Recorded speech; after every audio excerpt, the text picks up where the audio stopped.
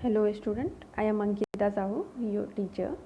तो देखिए, जो मैंने आप लोग को लास्ट वीडियो सेंड की थी प्लेटो की, तो प्लेटो ने उसमें कुछ कलाओं के गुण बताए थे। तो ये कलाओं के गुण इस प्रकार थे कि दिव्यता की झलक, सौंदर्य का अंकन, आनंद अनुभूति, उपयोगिता और मानव जीवन का अनुकरण। ये कलाओं के गुण बताए थे प्लेटो ने। तो इसके बारे में मैंने आप लोग को समझाया भी था। उसके बाद प्लेटो ने बोला था कि कलाएं केवल आनंदमय ही नहीं होनी चाहिए, मतलब जो सिर्फ खुशी दें, हमें आनंद दे रहे, आनंद प्रदान करें, ऐसी कलाएं नहीं होनी चाहिए। ऐसी कला होनी चाहिए जो व्यक्ति, समाज और राष्ट्र के लिए उपयोगी हो। और फिर प्लेटो ने बोला कि कलाकार जो है वो सिर्फ सत्य का अनुकर्ता मात्र है। उसकी जो रचना है वो कल्याणकारी होनी चाहिए, शिव के लिए होनी चाहिए। शिव को यहाँ पे कल्याणकारी माना है।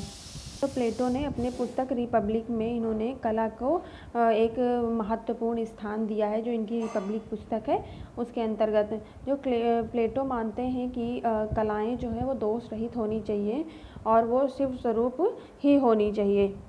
और प्लेटो ने बोला था कि जो हमारे संवेगों को कुरेदते हैं, जो आर्टिस्ट उसको समझते नहीं हैं हमारे संवेगों को, तो उसको क्या आदर सम्मान के साथ फूलों का हार पहना के हमें विदा कर देना चाहिए, सादर विदा कर देना चाहिए। तो ये इनका मैंने कोटेशन बताया था आप लोग को।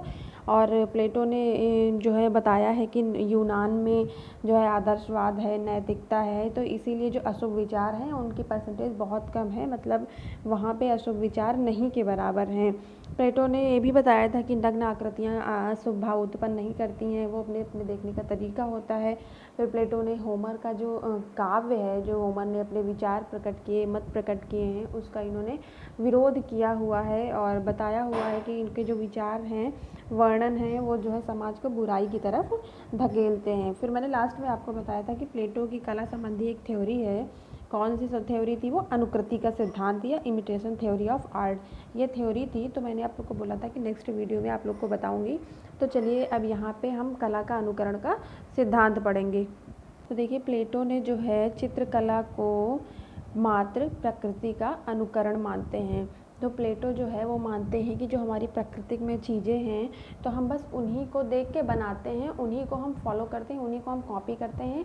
अनुकरण करना मतलब होता है कॉपी करना।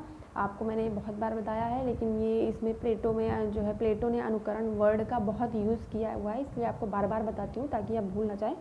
तो प्लेटो ने चित्रकला को क्या माना है? अनुकृति मात्र माना है, प्रकृति की अनुकृति, मतलब जो हम चीज़ें देखते हैं, प्राकृतिक में देखते हैं, उसी का अनुकरण करते हैं। तो नेक्स्ट देखते हैं। उन्होंने अपना आदर्शवाद या आइडियलिज्म का सिद्धांत दिया, जिसके अनुसार प्रत्येक वस्तु उसके वास्तव विचार या प्रत्यय का प्रतिबिंब है। तो प्लेटो ने अपना आइडियलिज्म जो दिया था, आदर्शवाद दिया था। आदर्शवाद किस में दिया था? रिपब्लिक पुस्तक में उन्होंने दिया था। तो रिपब्लिक पुस्तक में उन्होंने सिद्धांत जो दिया उसके अनुसार बताते हैं कि वस्तु जो है वो सिर्फ एक प्रत्यय है, मतलब हम जो सोचते हैं, दिमाग में सोचते हैं, उसकी अनुकृति करते हैं, उसका प्रतिबिंब बनाते हैं। किस चीज़ का? जो हमारा प्रत्यय है उस चीज़ का। तो प्लेटो मानते हैं कि जो हमारी चित्रकला है या फिर हमारी कोई भी वस्तुएं जो हैं वो प्रत्यय और विचार की प्रतिबिंब है, मतलब वो हमने खुद से जब दिमाग में आई तभी बनाया, एकदम अचानक से कहीं से देख के नहीं बनाया, दिमाग में आती है तब बनाते हैं हम लोग। तो वो क्या है? अनुकृति है एक प्रकार से, क्योंकि हमारे दिमाग में जो चीज़ आई उसकी हमने प्रतिबिंब बनाया, उसकी हमने छाया बनाई, तो इसीलिए वो उसको जो है बस वस्तुओं को जो है अनुकृति मानते हैं। ईश्वर ने स्वयं प्रत्ययों के संसार की रचना की, जैसे फूल का प्रत्यय है, उससे कलाकार अपनी कला द्वारा चित्रित करके प्राकृतिक या प्रत्यय का अनुकरण करता है। अब देखिए, जो प्लेटो है वो कलाकार को अनुकर्ता क्यों मानता है?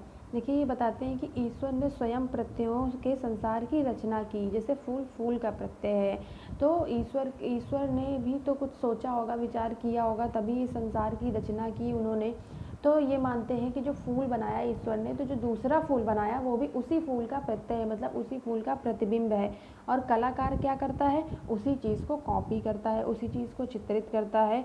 तो वो प्राकृति का प्रत्यय ही तो है जो हम अनुकरण करते हैं, मतलब प्रकृति में जो दिया हुआ है उसी की तो प्रतिछाया हम लोग बनाते हैं। लेकिन वो सारी चीज़ें सबसे पहले किसने बनाई? वो तो भगवान ने बनाई है, संसार की रचना भगवान ने की है।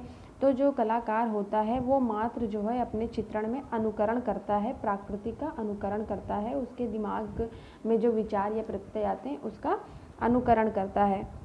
चित्रकार अपने चित्र में बढ़ई द्वारा बनाई गई मेज कुर्सी की नकल बनाता है। देखिए इन्होंने जो है चित्रकार को सिर्फ एक अनुकर्ता माना है और बोला है कि यह सत्य भी है। तो देखिए अब फिर वही बात बोलते हैं कि चित्रकार अपने चित्र में बढ़ई द्वारा बनाई गई मेज कुर्सी की नकल बनाता है। देखिए जैसे कोई भी बढ़ई है तो वो अपने दिमाग की चीज़ों को जब वो बनाता है तो चित्रकार क्या करता है, उसी की ड्राइंग करता है, उसी को कॉपी करता है, देख देख के उसी को बनाता है। अपने दिमाग से तो वो बनाता नहीं, उसने कहीं ना कहीं तो देखा होता है तभी वो चीज़ें बनाता है। तो प्लेटो यही कह रहे हैं कि चित्रकार अपने चित्र में कॉपी करता है, कहीं ना कहीं से वो चीज़ें लाता है, अपने दिमाग से कुछ नहीं बनाता है। तो जो बढ़ई द्वारा मेज कुर्सी की यहाँ पे एग्जाम्पल दिया है कि बढ़ई द्वारा मेज कुर्सी जो बनाई जाती है उसकी भी वो नकल बनाता है। बढ़ई की बनाई मेज कुर्सी स्वयं भी मस्तिष्क में मौजूद मेज कुर्सी के चित्र की नकल है। देखिए जो बढ़ई मेज कुर्सी बनाता है चित्रकार तो उसकी नकल करता ही है, लेकिन अब प्लेटो ये भी कह रहे हैं कि बढ़ई की जो बनाई गई मेज कुर्सी है वह उसके स्वयं मस्तिष्क में आती है, तभी वह जो है उसको बनाता है। क्या जो मेज और कुर्सी होती है जब उसके दिमाग में आती है कि हाँ हमें इस चीज़ को ऐसे बनाना चाहिए, तो वो जो दिमाग की कॉपी करके रियल उसमें बनाता है। तो कह रहे हैं कि जो है वो दिमाग की कॉपी करता है, जो उसके मस्तिष्क में होता है उसकी कॉपी करता है बढ़ई, तभी उसकी चित्रकार जो है उसकी अनुकृति करता है जो बढ़ई बनाता है उसकी। तो बढ़ई के द्वारा जो बनाया गया मेज कुर्सी है वो भी कहीं ना कहीं जो है अनुकृति है। कैसी अनुकृति है, मस्तिष्क में प्रकट होने वाली उसकी अनुकृति है। अब नेक्स्ट देखते हैं।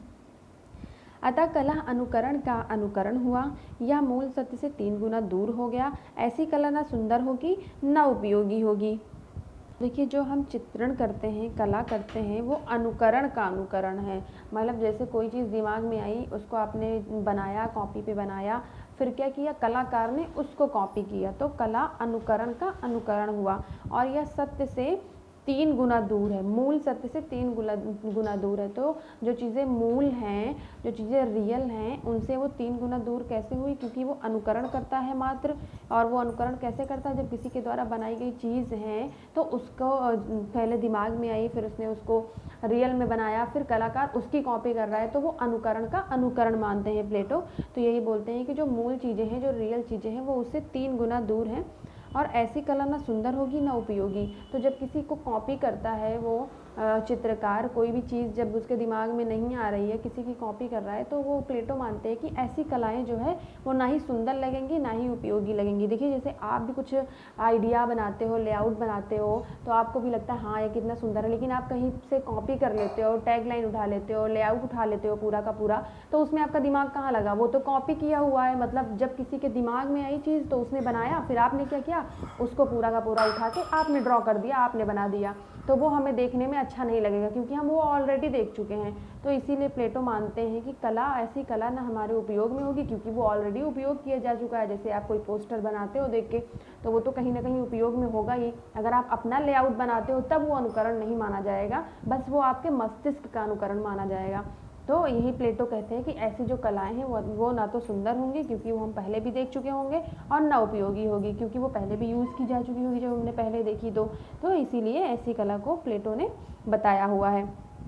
यूनानी मूर्तिकला चित्रकला से अधिक उपयोगी, अधिक उन्नत हुई। तो यूनानी मूर्तिकला चित्रकला से अधिक उपयोगी, अधिक उन्नत हुई। देखिए अभी आप लोग अपने हिस्ट्री में आगे भी पढ़ेंगे कि कैसे हेलेनिस्टिक पीरियड, अभी आप आगे पढ़ेंगे मिस्र की कलाओं में पढ़ेंगे कि कैसे जो है यूनानी मूर्तिकला कैसे वहाँ पे विकसित हुई, चित्रकला से द्वारा उन्होंने जो है मूर्तिकला को उपयोगी माना। तो यही प्लेटो कह रहे हैं कि जो यूनान में मूर्तिकला चित्रकला से अधिक उन्नत हुई, उपयोगी हुई और अधिक उन्नत हुई। तो ये उपयोगी इस प्रकार हुई कि वो हेलेनिस्टिक जो पीरियड है आपका, और अभी आप माइकल एंजेलो भी पढ़ेंगे तो उसमें भी स्कल्पचर के बारे में पढ़ेंगे। उस आर्टिस्ट ने कितने अच्छे स्कल्पचर बनाए हुए हैं। तो इस स्कल्पचर को उपयोगी क्यों माना इन्होंने, क्योंकि जो इनका हेलेनिस्टिक पीरियड में जो आर्किटेक्चर पूरा बनाते थे तो वो इसी के आधार पर बनाते थे, और उनके जो महलों में या फिर दीवारों पे वो पूरी चित्रण करते थे, स्टोरीज बनाते थे। तो ये सारा आप लोग को तो जब इस हिस्ट्री पढ़ेंगे तब समझ में आ जाएगा कि यूनान की मूर्तिकला चित्रकला से अधिक उपयोगी क्यों थी। प्लेटो ने ऐसा माना है क्योंकि वहाँ पे मूर्तिकला ही अधिक उन्नत थी चित्रकला से। मूर्ति जो चारों ओर से देखा जा सकता है वह सत्य से अधिक निकट है। और देखिए चित्रकला से ज़्यादा प्लेटो ने जो है मूर्तिकला को क्यों उपयोगी माना है, क्योंकि मूर्तियों के हम चारों तरफ से देख सकते हैं, मतलब उसको चित्रकला से ज़्यादा मूर्तिकला को हम पास से देख सकते हैं, उसको हम छू सकते हैं, महसूस कर सकते हैं। बल्कि चित्र जो होते हैं वो हमारे 2D में होते हैं, भले ही हम उसको रियलिस्टिक बना के 3D उसमें इफेक्ट दे देते हैं, लेकिन क्या होता है मूर्तिकला को हम चारों ओर से देख सकते हैं। इसलिए जो है वो सत्य से अधिक निकट माना है प्लेटो ने कि मूर्तिकला सत्य से अधिक निकट है, इसलिए वो चित्रकला से बेहतर है मूर्तिकला। प्लेटो ने काव्य को भी अनुकृति माना है। अब देखिए जो काव्य हमारी होती है उसको भी उन्होंने अनुकृति माना है। क्यों अनुकृति माना है? क्योंकि जब काव्य हम तभी कॉपी पे लिखते हैं जब हम किसी की जीवनी फॉलो करते हैं या हमारे मस्तिष्क में कुछ आता है उसकी कॉपी करते हैं, तो उन्होंने ऐसे ही वो काव्य की अनुकृति माना है, काव्य को भी अनुकृति माना है प्लेटो ने। प्लेटो कला को केवल उपयोगी कला के रूप में स्वीकृति देते हैं और केवल एक गुण बताते हैं, वह है उपयोगिता। देखिए प्लेटो ने वो तो उसमें कलाओं के गुण बताए थे, लेकिन यहाँ पे उनका जो मुख्य है, प्लेटो का जो मुख्य है वो केवल एक ही गुण को स्वीकार करते हैं। वो कौन सा है? उपयोगिता। मतलब जो चीज़ें उपयोगी नहीं हैं वो इनके हिसाब से उनमें कलाओं के गुण हैं ही नहीं। तो प्लेटो कौन से गुण को मानते हैं? उपयोगी गुण को। काव्य, नाटक, चित्र आदि में भी प्रकृति को उकसाने को वे निंदनीय मानते हैं। देखिए जो भी काव्य में, नाटक में और चित्रों में जो भी चीज़ें प्राकृतिक के साथ जो छेड़छाड़ करते हैं लोग, मतलब जो अच्छी चीज़ों को, प्राकृतिक को वो कुछ अपने ढंग से चित्रण कर देते हैं, तो उसकी भी वो निंदा करते हैं। और नाटक हो चाहे काव्य हो उसकी भी प्लेटो निंदा करते हैं। वह कला जो भावों को जागृत करे सच्ची कला है, जो जीवन में उपयोगी हो वही सच्ची कला है। देखिए पीछे भी बताया मैंने आपको कि प्लेटो सिर्फ एक ही कला में गुण मानते हैं, वो है उपयोगिता। तो यहाँ भी वो वही कह रहे हैं कि वह कला जो भावों को जागृत करे सच्ची कला वही है। मतलब जिसको देख के हमारे बिल्कुल हम उससे अटैच्ड हो जाएं, कलाओं को देख के कि हाँ ये तो बिल्कुल इसने मेरे भावों को बना दिया है। तो ऐसी कलाओं को देख के, जिसको एकदम देख के हमारे इमोशन बाहर आ सकें, ऐसी कलाएं ही सच्ची कला हैं। और जो कलाएं उपयोगी हैं, जीवन में उपयोगी हैं, वही सच्ची कला हैं। ऐसा प्लेटो मानते हैं कि जो हमारे उपयोग में है वही सच्ची कला है। ये तो आपको पीछे मैंने बता दिया है। इस प्रकार प्लेटो के विचार में चित्रकार की अपेक्षा बढ़ई की कला अधिक उपयोगी हुई। तो देखिए जब इन्होंने उपयोगी गुण बताया तो जो हमारी चित्रकला है वो क्या है? उपयोगी तो है, कहीं ना कहीं उपयोगी तो होती ही है, लेकिन हम उसे जो है सुंदरता के लिए ज़्यादा अपने घर में रखते हैं चित्रकला को। लेकिन जो बढ़ई चीज़ें बनाता है वो तो हम सुंदरता के लिए नहीं रखते हैं। अब मेज कुर्सी जैसे बढ़ई ने बनाई वो तो हम उपयोग के लिए रखते हैं, उसको देखने के लिए तो रखते नहीं हैं। तो प्लेटो यही मानते हैं, उन्होंने उपयोगी गुण माना है। तो ये मानते हैं कि जो कलाकार चित्र बनाता है उससे अच्छा बढ़ई है, कि जो बढ़ई मेज कुर्सी बनाता है तो वो ज़्यादा उपयोगी है, उसमें ज़्यादा कलाओं के गुण हैं। तो इन्होंने बढ़ई की कला को ज़्यादा महत्व दिया है चित्रकला से। उनके अनुसार कलाकार प्राकृतिक के सामने दर्पण रखने की अतिरिक्त कुछ भी नहीं करता है। अब देखिए ये कलाकार को मानते हैं कि जो प्राकृतिक बनाता है, प्राकृतिक में जो चीज़ें हैं, ऐसा लगता है बस उनके सामने एक दर्पण रख दिया हो, मतलब उसकी एक प्रतिछाया बन गई हो, उसी के सेम जैसा उसी शीशे में दिख रहा है। जैसे आप तो मूल हो, लेकिन आपकी प्रतिछाया, आपकी जो अनुकृति होती है वो कहाँ दिखती है? दर्पण में दिखती है। तो प्लेटो भी यही कह रहे हैं कि जो कलाकार बनाता है वो बस एक कॉपी है, वो बस ऐसा लगता है कि दर्पण के सामने दिख रहा हो जो हमारी प्राकृतिक है वो, और इसके अतिरिक्त वो कुछ भी नहीं है। अब आगे देखते हैं, कला आनंददायक है, इस कथन का प्लेटो समर्थन करते हैं। आनंद भी 3 प्रकार के होते हैं। अब देखिए यहाँ पर प्लेटो ने कला आनंददायक है, तो प्लेटो जो है इस जो ये लाइन है कला आनंददायक है, इसका समर्थन करते हैं। और ये इससे रिलेटेड 3 प्रकार के इन्होंने ज्ञान भी दिए हुए हैं, आनंद भी दिए हुए हैं। ज्ञान तो आपको पहले मैं बता चुकी हूँ, इनके द्वारा 3 जो ज्ञान दिए हुए थे। और अब ये जो है अपने आनंद भी देते हैं, वो 3 प्रकार के ही हैं प्लेटो के अनुसार। तो ये आपको मैं जो है वो नेक्स्ट वीडियो में बताऊंगी। अभी आप लोग ये इसमें मैंने अनुकृति का सिद्धांत जो दिया है वो आप लोग अच्छे से तैयार कर लेना। और अधिकतर जो प्लेटो ने बताया हुआ है वो इसमें पूरे इस वीडियो में तो वो उपयोगी कला का महत्व बताया हुआ है। और इन्होंने जो मूर्ति कला है उसको उचित स्थान दिया हुआ है। क्यों दिया हुआ है? क्योंकि वो उस मानते हैं कि वो सत्य से ज़्यादा जो है दूर नहीं है क्या, मूर्ति कला, उसको हम पास से महसूस कर सकते हैं, इसीलिए उन्होंने मूर्ति कला को महत्व दिया है। तो चलिए, आपको इस वीडियो से रिलेटेड अगर कोई भी कन्फ्यूज़न हो तो मुझे मैसेज करें। Thank you.